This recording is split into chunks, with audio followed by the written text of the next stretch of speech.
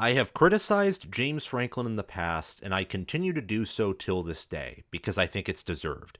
In 10 seasons in Happy Valley, Franklin has led the Lions to only one Big Ten championship, 0 college football playoff appearances, only 5 double-digit win seasons, and 4 top 10 finishes, and he holds an overall record of 88-39 with a 56-32 overall record in Big Ten conference play. At a blue blood like Penn State, an NFL factory, a school that has really their own exclusive recruiting zone, or at least they could, as in Pennsylvania, Maryland, Virginia, Delaware, New York, New Jersey, they're exclusively the only top-end program right now. They should be competing for national championships. They should be competing for the Big Ten. They should win the Big Ten more than once in the past decade. And yet, that hasn't been done. Only winning the Big Ten, again, once in 2016 because of a win over Ohio State that many regard as a fluke. And Franklin has a 3-17 record against top 10 teams and an awful 4-16 record against Ohio State and Michigan. With all these things, though, in the rearview mirror, because 2024, no team has taken a snap yet, we don't know how these teams look, I am going to tell you, this is shoving some chips in the middle of the table, that Penn State is a 12-team college football playoff lock. Not just that, they will host or receive a first-round bye in the college football playoff, which means they'll be a top 8 seed. They aren't going to be one of these teams that just sneak in and potentially get blown out in the first round. This is one of James Franklin's better teams. They have a vicious pass rush, great running backs, underrated tight ends, a quarterback who I think is destined to improve with Andy Kotelnicki, genius assistants beside the coordinators, and with all of that combined, if James Franklin can just step out of the way, not even totally change as a coach, this team could have a limitless ceiling. Welcome back, fellow football fanatics. It's your host, College Football with Sam. Before we dive deep and I give you 10 reasons why James Franklin and Penn State will make the college football playoff, why this team is a playoff team, and a team that, again, won't just enter the first round and exit after a loss, but a team that could make a deep run, a true national championship contender. Like this video so that we can get into the algorithm, earn more followers, continue to grow the community, earn more subscribers. And speaking of subscribers, please hit that subscribe button, big red subscribe button, click it, and also hit that notification bell so that you can get notified when I release more college football content. We are going to be doing a giveaway at 20,000 subscribers. And if I can make a video that hits 1,000 likes, I am going to give away a copy, potentially multiple copies, of the new College Football 25 game away for you all. The closest video to that right now is my Big Ten predictions video, and that is when you enter my channel page. It's the first thing that pops up. So if you want to like that video and get to 1,000 likes, I'll give away a copy of College Football 25, which is a game that I'm going to review, and I'm very excited to play. Those are the only things that I ask of you, and just by doing those, you've done this channel a great service. Also, comment your thoughts on this video down below. But let's dive right in. Number 11, this is a bonus reason, in fact, and I did this with my Michigan video on 10 reasons why Michigan will win 11-plus regular season games and win a college football playoff game as well. I'm essentially putting the Nittany Lions in the same tier as the Michigan Wolverines, who I'm very high on. Much higher on than most people in the national media, most analysts, or most fans are. And apparently I'm the same way with Penn State, which is surprising to me because of my criticisms of James Franklin, which are harsher than, again, some at the top, even though they're not as high on Penn State, which is I think a strange set of opinions there. But anyway, Franklin is 1-9 against Ohio State. That's a fact. He has not been able to beat the Buckeyes. It's been a big challenge. But I think this year could be different. I say could. I'm not predicting that Penn State will beat Ohio State there. In fact, in my Big Ten predictions video, I have stated that I think Ohio State's going to beat the Nittany Lions in Happy Valley for essentially what is the nth time. They did it in 2018. They did it in the COVID year. They did it in 2022. I think this will be the fourth year in a row that the Buckeyes beat the Nittany Lions. However, we don't know everything yet, and the game has yet to be played. And the reality is that Franklin has built this team, and in part Ryan Day and his staff have made certain mistakes in roster building such that Penn State actually has a favorable matchup, specifically in the trenches. What's Penn State's strength now that Olu Fashanu is gone on the O-line? It's run blocking. What is Penn State's strength on defense? It's their pass rush. What does Ohio State have questions at? Offensive tackle. Really on the offensive line, period. But the Nittany Lions have some tools in their tool bag that they can use to earn an advantage over the Buckeyes. This 2024 Ohio State team, I don't think is going to be like their 2019 Ohio State team, which was invincible. And I don't exactly know if it's going to have the same ceiling as the 2022 unit that came into Beaver Stadium and after struggling for 3 quarters, exploded and ended up dominating the Nittany Lions in the fourth. This game is in Happy Valley after a tough scheduling stretch for Ohio State. At Michigan State, hosting Iowa, at Oregon, bye, hosting Nebraska, playing at Penn State. Iowa, Oregon, Nebraska, and Penn State, I all have in my top 25. And all of those teams are going to be very physical. Very physical. So it's an opportunity for the Nittany Lions to be well rested. They could be favored in the trenches. Ohio State has questions at quarterback, tight end, the offensive line, and their run defense. They have talent at defensive tackle, linebacker, and defensive end. But as I'm going to talk about in a few minutes, Penn State will have one of the better rushing attacks in football. And they have the defensive line, linebackers, and running backs to push the Ohio State Buckeyes. At number 10, we have an improved Drew Allar. Now, maybe this and some of the other reasons should have been listed behind reason number 11, but because I'm not predicting the Nittany Lions to straight up beat the Buckeyes, I thought I would include that as a bonus. These next 10 reasons I think are going to be more so guaranteed. Again, that's why reason number 11 is a bonus, not necessarily one of my exclusive top 10. But anyway, enough rambling. Allar started all of Penn State's 13 games last year. He'll be in a superior system this year compared to 23, bringing over Andy Kotelnicki from Kansas. He led awesome, very creative offenses at Kansas that didn't just utilize great wide receivers, like Lawrence Arnold, for example, or Luke Grimm. Penn State, I don't think, has the quality of receiver that Kansas does, which is odd to say, but trust me, Kansas has awesome wide receivers. He utilized running backs, tight ends, high-ceiling offensive linemen, quarterbacks that were good, that were athletic, and a lot of motion. Penn State fits many of those things, like motion, that requires scheme, that requires discipline, it requires talent. Penn State has that. And they have the players at tight end, O-line, running back, could have the playmaker and Allar at quarterback to maximize Kotelnicki's system. Allar only completed 59.9% of his passes last year. He completed less than 50% of his throws against Michigan and Ohio State, the two best defenses that he played all season long. And he threw for 2,631 yards, 25 touchdowns, and 2 interceptions. That was about the only positive that he had, as he rarely turned over the football. And he averaged 6.8 yards per pass attempt. Those things, everything except the 25 passing touchdowns and the 2 interceptions, are not really good. And especially in the big moments, that's when he struggled.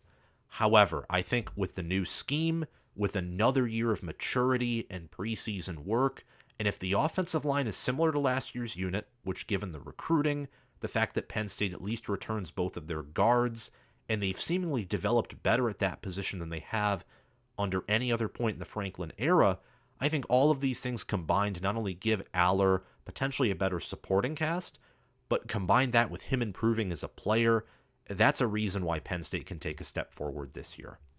At number 9, the entire defensive back room. They're very underrated.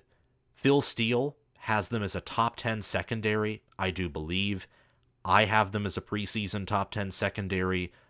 I don't know too many other people that do, because They lost Kalen King, Daquan Hardy, Wasso is an awesome punt returner, Johnny Dixon, and they lost Keaton Ellis.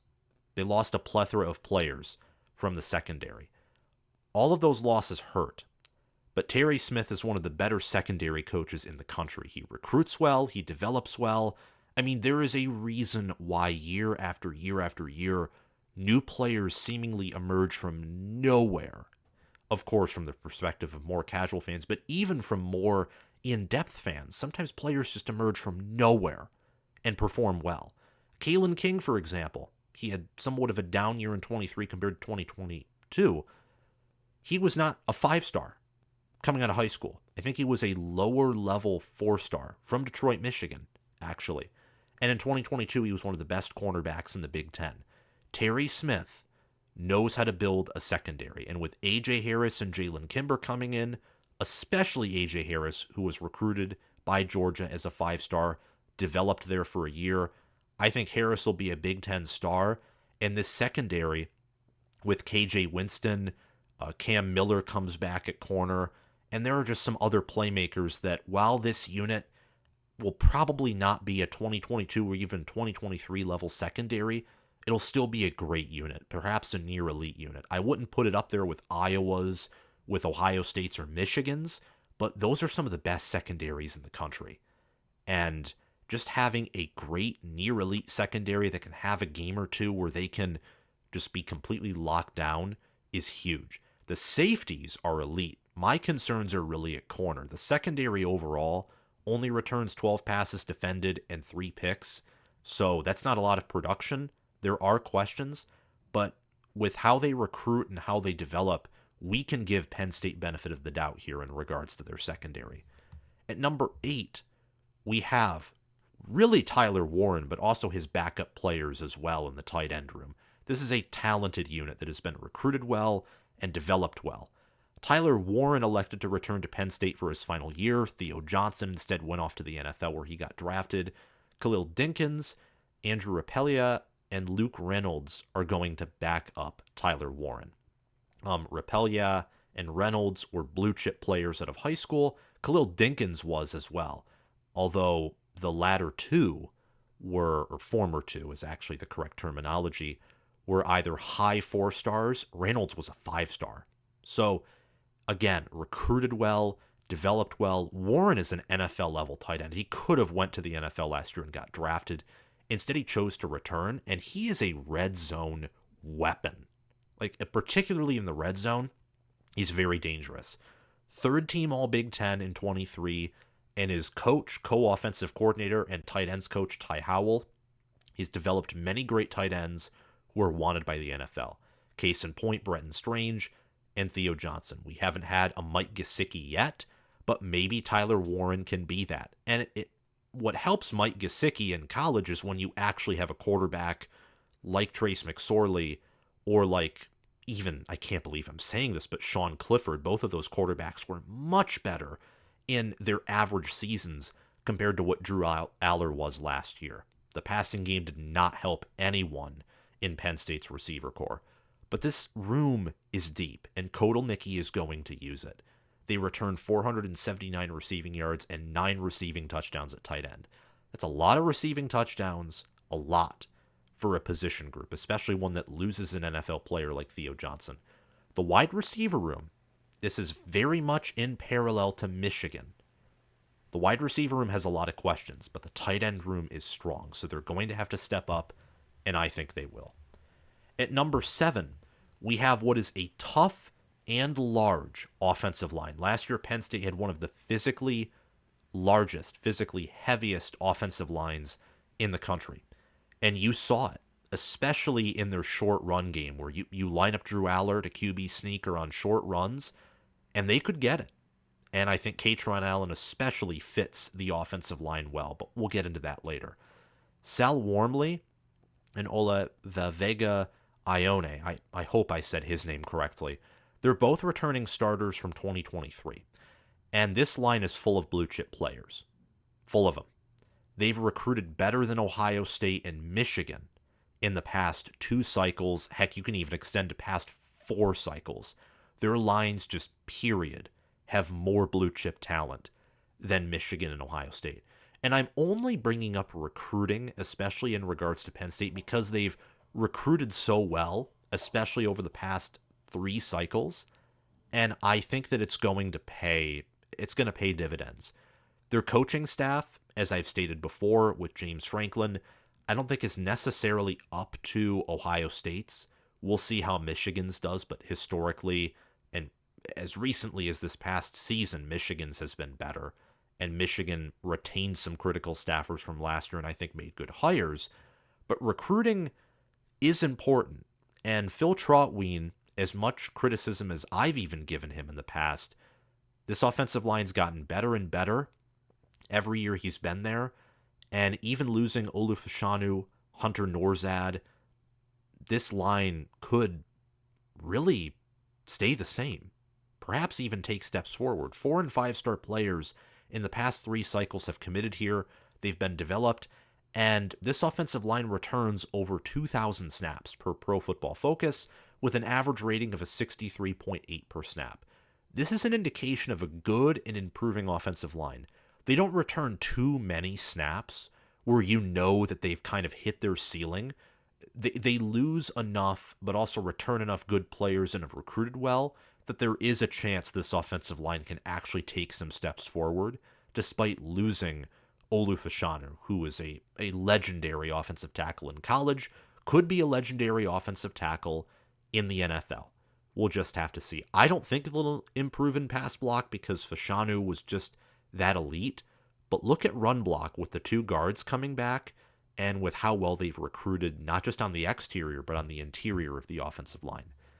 And at 6, we have strength and conditioning. Recruiting is important, but what's more important is development. And Penn State has developed well, not just for the NFL, but also for college. Again, in 2022 and 2023, this team was power rated top 10. They didn't finish top 10 last year, but look, Peach Bowl against Ole Miss, there were so many opt-outs, no coordinators. Basically, last year, no New Year's Six Bowl game in my mind outside of probably Ohio State and Missouri, and I'm trying to think if there's another New Year's Six Bowl game, maybe Liberty and Oregon, but the talent disparity there was huge. New Year's Six Bowls didn't really matter, especially last year. Last year kind of felt like everyone wanted the 12-team playoff that year, and when they didn't make it, they're just like, get it over with, let's focus on next year. But the playoffs were very entertaining, so that helped. In regards to top 10 conditioning, though, I think Chuck Losey, or maybe it's Losey, I hope I pronounced his name correctly again, he's entering his 3rd season as the strength and conditioning coach for Penn State, and his teams right now are 21-5 at Penn State. He took over for the former strength coach who retired after 2021. And so far I've noticed that his teams, I think, of an element of physicality to them that Penn State hasn't had before, necessarily under Franklin. Now, they've also lacked some outside talent, specifically at receiver. So we'll have to see. Again, Losey is only in his 3rd season entering this year, so we still have to observe how this all happens, and he's still really integrating his system or his changes with the Nittany Lions. He's produced 14 NFL draft picks in his 2 seasons, and also one of Penn State's best ever offensive linemen, and Penn State's first ever first-team All-Big Ten offensive lineman under James Franklin. They've noticeably improved in the trenches under him, and I would not be surprised if this year Franklin has his most physical team ever with the Nittany Lions, and that would be a huge credit to Penn State's strength and conditioning program, which I actually think is underrated in the Big Ten and at the national level. Before we get to our top 5 reasons, the most critical reasons, I encourage you to check out my Patreon page via the link in the description or down below in the pinned comment. It's only $5 a month to be an all-conference member. You get your name featured twice in every video with a shout-out at the end, shouting out your name. It's only $5 a month. And potentially, over the next few months, who knows?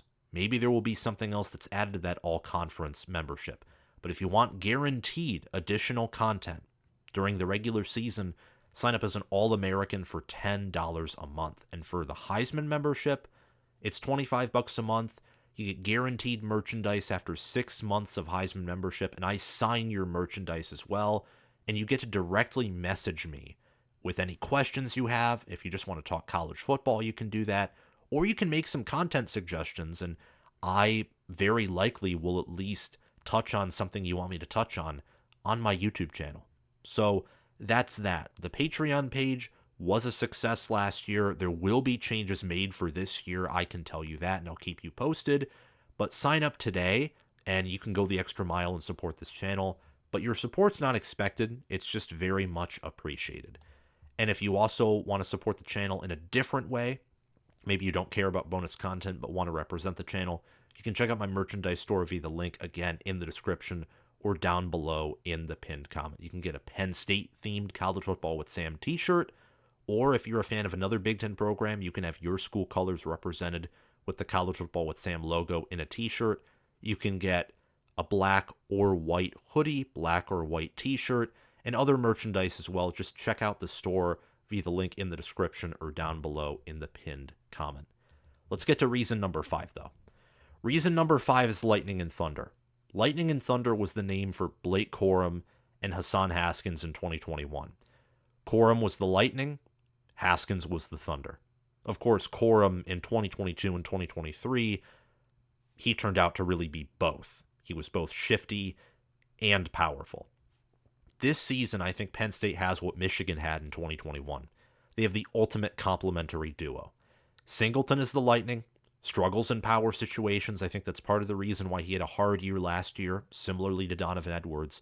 When you're exclusively a shifty back, an explosive back, unless you are just that good and you're one of the best running backs in the country, and you have an elite offensive line or an elite schemer around you, it can be hard to consistently hit those big plays. And Penn State's offense last year was anything but explosive.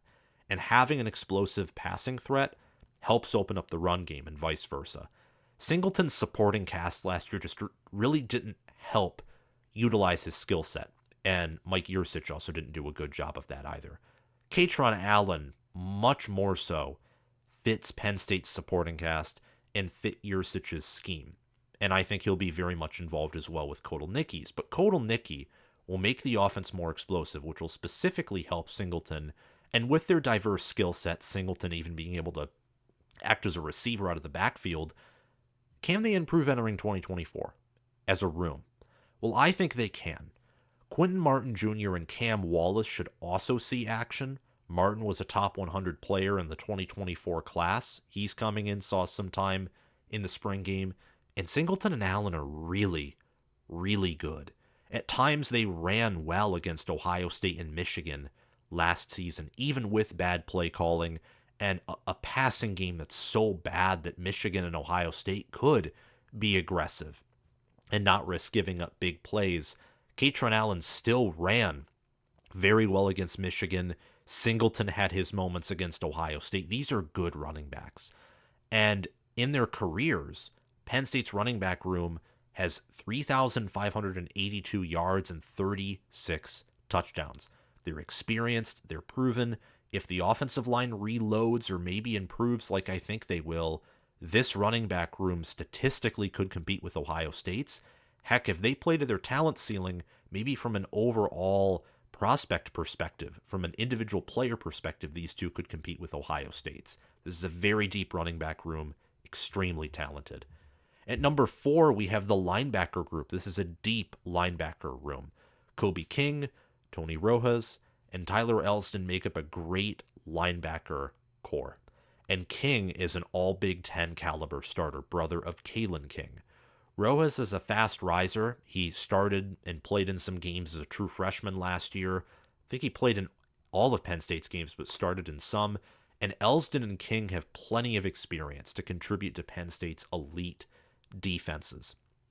Penn State's defenses in 2022 and 2023 were definitely near elite, and the unit last year, that was a close to generational defense for Penn State. It was a shame that their offense just completely lacked explosiveness, and I think that Manny Diaz sometimes still just was way too aggressive for his own good. Constant blitz packages that sometimes never got home, or against Michigan, Sharon Moore just abusing the run on 3rd and long or using outside runs against Penn State's inside blitzes. So, again, with Penn State, not everything has gone their way, and a lot of that has actually been on the staff. But they have great players. And this linebacker room, I think, just looking at the Big Ten as a whole, you have Iowa with Jay Higgins and Nick Jackson, and of course they're going to have people backing them up who are good. I don't see anyone else who has a linebacker room that can compare with Penn State's or is better than Penn State's, again, outside of Iowa's. And that's great territory to be in because Iowa, I think, is the best starting linebacker duo in all of college football, perhaps the best linebacker room in all of college football. In terms of production, this unit returns 151 total tackles, 5.5 sacks, 5 passes defended, and 3 picks. They're very deep. Penn State's linebacker U for a reason. Expect Kobe King, and I'd say actually Tony Rose, for being as young as he is, to take big steps forward this year, and Elsdon to continue to be a great contributor on defense. At number 3, we have a defensive line that is elite, that has upside, but is also very deep, even with the loss of Chop Robinson, which first-round talent leaving, that never helps. Never helps. And also, Penn State last year on the defensive line, their defensive tackle room, they actually took big steps forward. They did. And I was somewhat surprised by that. A large part of it was their pass rush, and the fact that this defense, whether it was forcing as many turnovers as they did, or making sure that you didn't have time to throw to your receivers, they often made offenses that weren't Ohio State or weren't Michigan operate off schedule, which made it very hard because, again, the secondary, while not elite last year, was certainly close. This defensive line, with the moving of Abdul Carter to defensive end, with Donnie Dennis-Sutton poised to have a breakout year, and Durant, Ellies, Izzard, and Vanover, all the two deep of the defensive tackle room returning. This defensive line, I'm telling you, it's one of the best in the country. It's one of the best in the Big Ten. They return their entire defensive tackle two deep and 2 high-ceiling pass rushers. They bring back 20 sacks. 20 sacks. Last year, this defense was close to leading the country in sacks per game. It was a very impressive unit. It was very intimidating. Michigan had to change their whole scheme in the Penn State game because of how well their pass rush matched up against a Michigan offensive tackle room that was probably operating at its worst in late October and early November. And it doesn't help the Nittany Lions either that Adisa Isaac, who had 7.5 sacks last year, more than Robinson even, he left. He's off to the NFL too. But this unit is just so well developed. I mean, they've done a good job of stacking players here, and they're very experienced. I think all of the defensive tackles, or at least 3 of them, are seniors. Very experienced. The tackles almost function as defensive ends in themselves with how small and nimble they are while still having strength and great capability. And Donnie Dennis-Sutton, he played some last year, had 3.5 sacks. Abdul Carter was just a monster at linebacker. I expect him to make the transition to defensive end fairly easily. This is a unit that will challenge any offensive line in the country, especially in pass protection. At number 2, Andy Kotelnicki is the best offensive coordinator in all of college football. The best. This could be reason number 1, but he's not the head coach. James Franklin has also very much intervened on the offensive side of the ball during his time at Penn State, so we'll have to see how much power Franklin gives Kotelnicki. But Kotelnicki's track record can't be beat. When you rebuild Kansas football's offense into being something that can't be defended against, into something that you have to game plan and seriously treat as one of the better offenses in college football, that's something. You could credit that to Kotelnicki. Some of that obviously goes to Lance Leipold, who Kotelnicki has worked with for basically the past decade. Kansas's offense went from being dead to being entertaining to watch. Watching their game against Oklahoma when Kansas upset Oklahoma last year, giving Oklahoma their first loss of the season, that was an entertaining game. Kansas's defense couldn't stop what was a high-powered Oklahoma offense, though they gave Kansas's offense enough opportunities to score. But Jason Bean was turned into a weapon, their backup quarterback, who previously struggled at North Texas at times, and who was turnover prone at Kansas. Drew Allar, by the way, he isn't turnover prone, and he has a higher ceiling of play than Jason Bean does, although I don't think he has the same scrambling speed. Kotelnicki, working with the talent at Kansas that he had access to, is now going to probably double, if not triple, perhaps quadruple, or even more so multiply the talent that he's working with. The only area that Penn State has which is inferior to Kansas right now in terms of potential, in terms of proven on-field results, Penn State might actually be worse off everywhere outside of tight end compared to Kansas, because Kotelnicki built that offense to be a machine. But in terms of potential, I think Penn State could match or outdo what's there at Kansas everywhere outside of a receiver. And that's saying very high things of Kotelnicki, because Jalen Daniels is one of the best quarterbacks in the country. But if Drew Allar, again, takes steps forward and this offense is functioning at peak capacity and Franklin lets Andy Kotelnicki do what he wants to do, this offense could be one of the best in college football. He's extremely creative. Tons of motion and tricks are used. His offense, I think, will adapt itself to Penn State's roster. Again, as a side note, I don't think that Allar will be as good as Jalen Daniels. I'm just saying could. That's why Allar's improvement was number 10 on the list and not number 5. But just a could with Kotelnicki's track record, the offensive line, the tight ends, the running backs. Those are encouraging factors. Those are good things. The offense last year was ranked 30th in SP Plus to end the season. They were 12th in scoring. Kotelnicki's offense at Kansas was 17th in both S&P Plus in scoring. When you have the defense that Penn State had last year and the special teams that they did, that helps a ton. They were both much better on defense and special teams than Kansas was last year. So that's another factor that helps with Kotelnicki. His offenses will have more possessions to score.